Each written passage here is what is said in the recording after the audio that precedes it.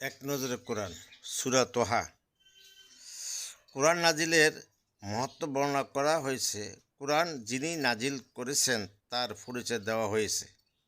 কোরআনের মতোই পথ নির্দেশনা নিয়ে এসেছিলেন নবী মুসা।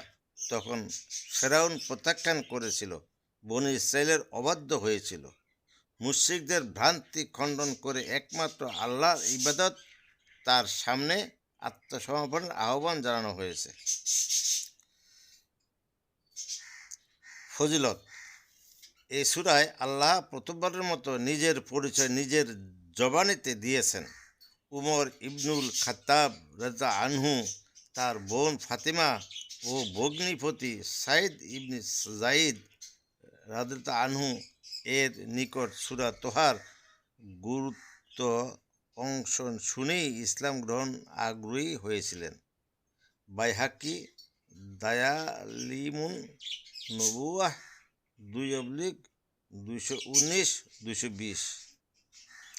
কজ অ্যান্ড ইফেক্ট: মনের মাঝে সব সময় সত্যকে ধারণ করলে খারাপ বিষয়াদি দূরে রেখে ভালো বিষয়গুলো অর্জন করা সম্ভব। গতিপথ: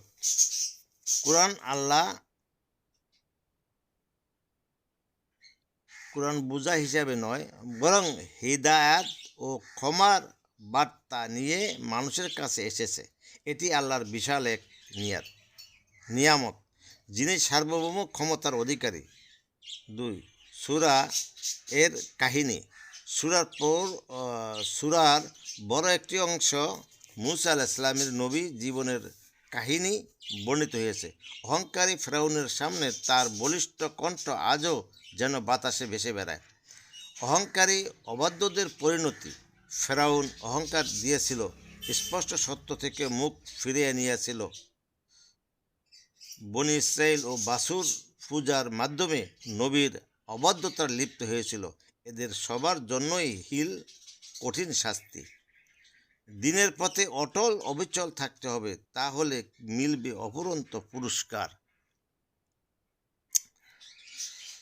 কোরআন একটি মিশন নিয়ে এ ধারায় ব্লকে এসেছে, যিনি একে নাজিল করেছেন সকল প্রশংসা তাহারই। শৈশব ও যৌবনের নানা ঘাত প্রতিঘাত পেরিয়ে নবী হলেন মুসা আলাইহিস সালাম। নবুয়ত পেয়ে আল্লাহর কাছে তার বিশেষ দোয়া।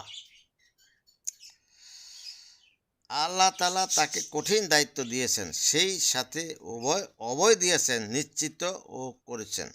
মুসা আলাইহিস সালাম গেলেন ফেরাউনকে